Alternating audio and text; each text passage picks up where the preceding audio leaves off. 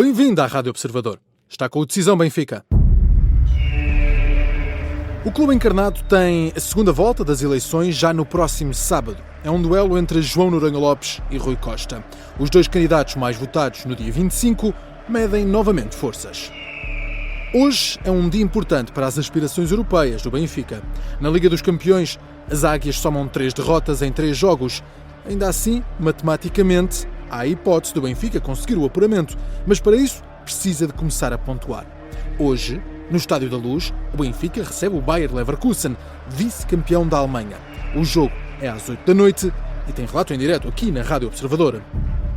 Com a bola a rolar, os candidatos continuam as ações de campanha juntamente com as figuras de cada uma das listas. Aqui, na Rádio Observador, continuamos a detalhar e a analisar o que se passa nesta campanha eleitoral. Eu sou Miguel Cordeiro e converso com o Bruno Roseiro, editor de Desporto do Observador.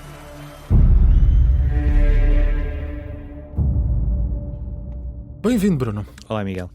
Hoje é dia de jogo do Benfica, Liga dos Campeões. A vida não tem estado fácil para o Benfica nas provas europeias nesta temporada e, portanto, este jogo acaba por ser muito importante também para as eleições. Decisivo em tudo. Decisivo até para perceber uma coisa, que é a própria reação dos adeptos depois do mote deixado por José Mourinho, quando ele dizia na antevisão: se o estádio jogar, nós vamos ganhar. Sim. Estamos a falar de um Benfica que nesta altura não sofre golos há 3 jogos, portanto tem uma série de 277 minutos consecutivos sem sofrer, e nos últimos 6 sofreu só num, que foi em Newcastle. Ou seja, percebe-se que José Mourinho, ao contrário do que era expectável de montar uma base do meio campo para a frente, aquilo que ele está a fazer é estabilizar do meio campo para trás e depois a partir daí descobrir quais serão as melhores soluções para um Benfica de futuro, sendo que me parece que a dúvida será sempre onde é que Sudakov pode render mais, e com Ausnes sem estar amarrado à lateral direita com o regresso de Tedic, como é que essa conjugação de jogadores pode funcionar melhor. Mas para já Mourinho tem essa primeira vitória, que é conseguiu estabilizar a equipa defensivamente, que é uma das suas marcas. Questão, vai defrontar um Bayer Leverkusen em crescendo, apesar desta última derrota com o Bayern, que tem uma média superior a 2 golos por jogo, e que é também uma equipa permeável, ou seja, os números são um bocadinho enganadores, porque esta média de 1.8 golos feridos por jogo tem jogo com o Paris Saint-Germain. 7-2 com o Paris Saint-Germain, 3-0 com o Bayern, mas ainda assim é uma equipa permeável em termos defensivos, mas que tem características muito ofensivas, e portanto por aí o Benfica sabe que, conseguindo mostrar aquele que está a ser o seu ponto forte nesta altura, que é a defesa, em condições normais terá sempre meio caminho andado para a vitória, e depois terá de explorar essas permeabilidades e debilidades defensivas do Leverkusen para conseguir 3 pontos, sem os quais eu diria que o caminho da Liga dos Campeões começa a ficar mesmo complicado, com tudo aquilo que tem depois de impacto nas eleições, mais direto e a curto prazo, e em termos financeiros, a partir de janeiro. Claro. Quem entra também na campanha do Benfica é André Vilas-Boas, o presidente do Futebol Clube do Porto, que falou à partida para os Países Baixos. O Futebol Clube do Porto vai jogar frente ao Utrecht esta quinta-feira para a Liga Europa. E há o caso Fábio Veríssimo a aquecer toda esta semana na atualidade esportiva e com impacto também nesta troca de ideias entre candidatos à presidência do Benfica, quer Noronha Lopes, quer Rui Costa. Sim, queria claramente entrar na festa e parece-me que preparou respostas no aeroporto para entrar na festa. Sobretudo quando diz, é certo que o Benfica está num momento de campanha eleitoral, é certo que o Futebol Clube do Porto torna-se necessariamente um alvo para desviar atenções e também por questões quase de propaganda, entre aspas, mas é bom que o Benfica olhe para o lado, na segunda circular, porque o Sporting tem o presidente do Benfica no bolso. Esta declaração é a declaração que vai marcar o dia, é uma declaração que, se Noronha Lopes conseguir capitalizar, poderá conquistar aqui alguns votos, no sentido em que é o próprio presidente do Futebol Clube do Porto que diz, atenção, este presidente, neste caso Rui Costa, está no bolso de Frederico Varandas, ou do Sporting em si. A questão é como é que Noronha Lopes consegue capitalizar isto, e se ainda vai a tempo. É certo que vai haver o debate amanhã, quinta-feira. A questão é, Vilas-Boas deu o mote, se calhar demasiado tarde, para aquilo que deveria ser o cavalgar de Noronha Lopes em relação às diferenças que tem com Rui Costa. Não deixa de ser curioso, no meio disto tudo, é que ninguém fala no TV Gate. Ou seja, o TV Gate é como se não tivesse acontecido. Ligar a televisão, mostrar as imagens em loop, etc. Tudo isso parece que não aconteceu, mas André Vilas-Boas quis se juntar à festa, dizendo que o presidente do Benfica, o Rui Costa, está no bolso do Sporting. Já percebemos que a tentativa de mudança de paradigma do futebol português, a Norte também ficará adiado por mais uns tempos. Entretanto, temos declarações dos dois candidatos. Rui Costa anunciou um chief scout para o futebol, disse isto numa entrevista à BTV, e João Noronha Lopes apresentou João Paulo Almeida, Ricardinho e Jean-Jacques, nomes que vão integrar a estrutura do Benfica se vencer estas eleições. Sim, eu destaco estes 2 pontos por razões opostas, mas que entroncam muito naquilo que tem sido o discurso de cada um dos candidatos. A questão do Chief Scout é basicamente Rui Costa a assumir alguma coisa não está bem no scouting, ou pelo menos nós temos de melhorar aqui alguma coisa. Portanto, não assumo o nome, não sei exatamente se já terá contrato assinado ou não. Faz-me confusão alguém que contrata José Mourinho, percebendo em termos desportivos é uma mais-valia para o Benfica e portanto não tem nada a ver com eleições. Porque é que um Chief Scout, sendo uma mais-valia para o Benfica, até porque existe um mercado de janeiro e uma próxima época que começa a ser planificada já, a partir deste momento já começa a ser planificada a nova época, porque é que não o apresenta e ele não começa a trabalhar? Portanto, fica essa nota. Fica estranho porque é que é um trunfo eleitoral, ou porque é que parece esta proposta em clima de campanha se tomou outras decisões para o futuro do Benfica enquanto presidente. Sim, e portanto podia anunciar, podia começar a trabalhar, até porque me parece que é uma peça que falta numa máquina que, e aí o Rui Costa tem razão, começou a olhar para aquele aceleração de talento que Martim Maier ia falando muito. E quando nós olhamos para os resultados da equipa B, sub-23 e júnior, se calhar não estão a ser resultados como os da última época, mas isso tem muito a ver também com a colocação dos jogadores mais novos, mas mais promissores, em escalões um bocadinho mais velhos, e isso depois acaba por se refletir nos resultados, mas acelera o seu processo de crescimento. Em relação a Noronha Lopes, neste caso foi Filipe Gomes, que completou aquilo que vai ser a estrutura das modalidades, portanto apresentou João Paulo Almeida, que é um nome conhecido até por ter sido diretor-geral do COP durante 10 anos para coordenador-geral das modalidades. Eu tenho uma certa aversão ao nome coordenador, ou seja, parece-me que coordenador é sempre aquele cargo de alguém que tem funções, mas que depois muito facilmente consegue passar nos pingos da chuva quando não faz o que deve ou quando não faz mesmo nada.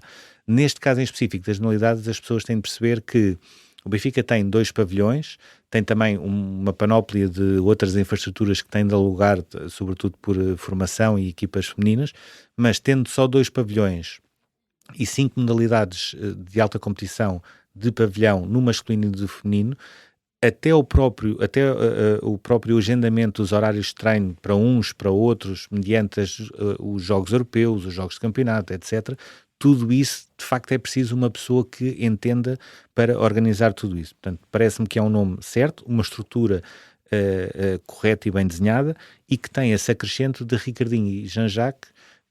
Quando nós lemos, não é propriamente para a secção em si, é por lado de Ricardinho aproveitar tudo aquilo que ele é em termos de embaixador de futsal, para começar a ajudar a detectar mais talento. No caso de Jean-Jacques é explorar Angola e a ligação africana, não só por essa ligação que tem ao Benfica, mas também pelo talento que muitas vezes nasce em África no basquetebol e que poderia ser aproveitado pelo Benfica.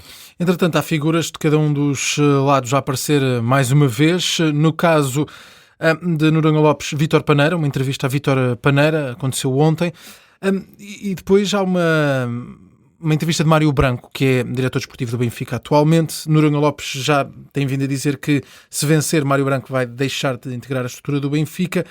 Não é propriamente alguém que esteja na estrutura de Rui Costa, foi contratado para esta temporada e está a desempenhar esse papel, e aparece numa entrevista ao Record com críticas diretas a Noronha Lopes.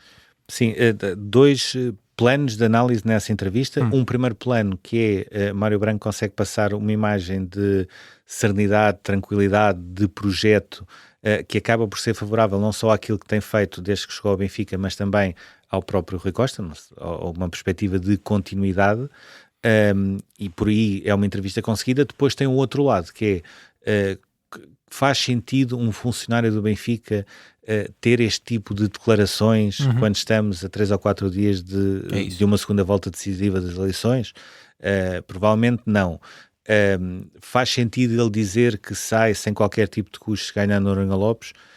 Aí acho que é o mínimo, ou seja, faz todo o sentido, mas um envolvimento tão direto nas eleições que acaba por destoar até do tom que José Mourinho tem mantido ao longo destas semanas, aí pareceu-me que foi o outro lado da entrevista que não caiu tão bem. O próprio Nuno Gomes já esta quarta-feira já vai falar como é possível, não é, um funcionário do Benfica estar a tecer este tipo de considerações, sobretudo nesta altura da campanha. Sobre a entrevista em si, parece-me claramente que Mário Branco mostra que é uma boa opção para aquela reestruturação do futebol do Benfica, que eu continuo a achar que, não pela necessidade de existir um diretor desportivo, mas uma figura como Lourenço Pereira Coelho vai ser sempre alguém muito difícil de substituir. Mas Mário Branco com José Mourinho, com um chief scout que pelos vistos já estará detectado e contratado, aí poderá ser uma estrutura suficientemente sólida para, envolvendo mais Rui Costa em termos de negociações, ser uma estrutura mais pequena, mas igualmente funcional como existia anteriormente. Em relação a Vítor Paneira, as duas principais notas que eu tiro da entrevista, uma, achei curioso o facto de ele querer um debate com Simão. Portanto, isto já estamos a chegar, toda a gente quer debates contra debates, e qualquer dia são apoiantes que já querem debates uns contra os outros. Portanto, achei essa parte curiosa. E depois uma outra nota que é o facto de, por mais de uma vez durante a entrevista, ter colocado sempre em comparação Benfica-Sporting, Benfica-Sporting, Benfica-Sporting. Ou seja, o Sporting falou na questão das arbitragens, Rui Costa aí foi demasiado passivo, devia ter falado, o Sporting acabou por ser beneficiado, Rui Costa acaba por ter uma culpa indireta, digamos assim, do insucesso do Benfica. Depois, por outro lado, a comparação dos títulos e este número que saltou logo à vista de o Sporting entre 20 e 25 ter mais 166% de vitórias em títulos do que o Benfica. Portanto, claramente Vítor Paneira quis colocar a comparação Benfica-Sporting em cima da mesa para a partir daí tentar mostrar, atenção, nós temos de mudar porque os outros, o nosso grande rival da segunda circular, está a ganhar muito mais do que nós e isso também é por culpa própria. Vamos de saída falar ainda de alguns números importantes principalmente para entender algumas movimentações e alguns posicionamentos durante esta campanha.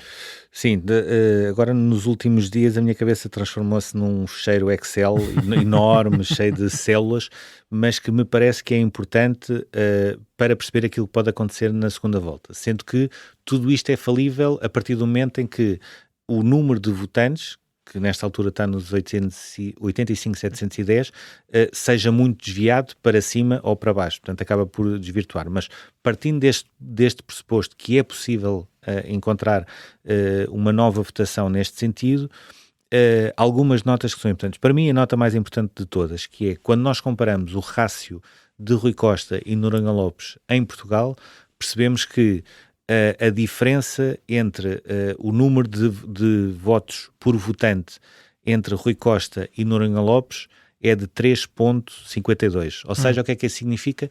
Uma pessoa que vai votar Noronha Lopes, uma pessoa que vai votar Rui Costa, em cada voto está a capitalizar 3,52. E este aqui é o grande objetivo de João Noronha Lopes, que é minimizar aquilo que é a diferença em termos de rácio votos votantes. Sendo que Noronha Lopes acabou por ter menos votos e menos votantes nestas eleições. Sim. Portanto, ele teria sempre que ter mais votantes para se aproximar de Rui Costa, mas não é só isso, Sim. é também o número de votos.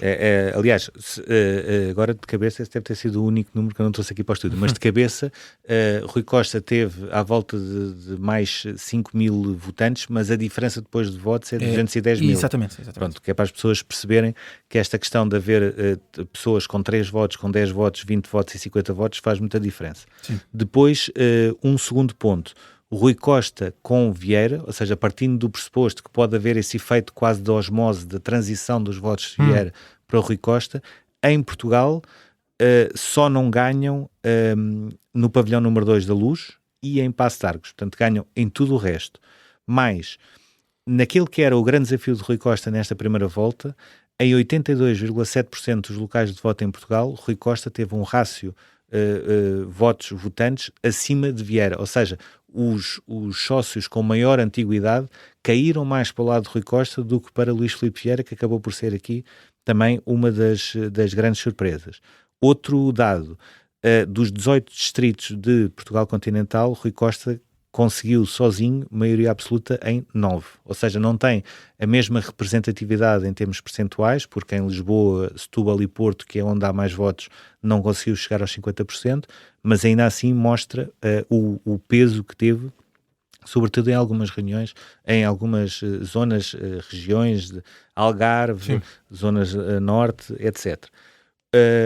Outro grande problema para Noronha Lopes aqui, mesmo com João Diogo Manteigas a explicar, eu não confio no Benfica de Noronha Lopes, mas eu pessoalmente vou votar no Noronha Lopes, ou seja, tentando desviar o seu eleitorado, ou grande parte do seu eleitorado para Noronha Lopes, o que é que nós vemos aqui nos números? É que os dois juntos conseguiriam ganhar o pavilhão número 2 da Luz, portanto é o único local de voto em Portugal que eles conseguiriam ganhar, porque na Europa de facto as coisas são completamente diferentes e aí tiveram uma expressão diametralmente oposta. Agora, aqui o ponto negativo, em 3/4, cerca de 3/4 dos locais de voto em Portugal, os dois juntos não chegaram aos 40%. E aqui está também... Os dois juntos, Noronha Lopes e Manteigas. E João Diogo Manteigas não chegaram aos 40%. E, portanto, consegue-se explicar, à luz dos números da primeira volta, aquilo que tem sido algumas das mensagens durante a campanha da segunda volta, nomeadamente o pescar de olho constante de Noronha Lopes, aquilo que é o eleitorado de Luís Filipe Vieira, com essa ideia de que, por osmose, grande parte dele poderá tendencialmente ir para Rui Costa, mas sabendo também que Vieira, a certa altura, bateu tanto em Rui Costa que existe algum eleitorado que poderá entender que Rui Costa, de facto, não é a figura para comandar o Benfica e então acreditar na mudança de Noronha Lopes. Muito bem, alguns dados que ajudam a explicar esta campanha. O Decisão Benfica está de regresso amanhã.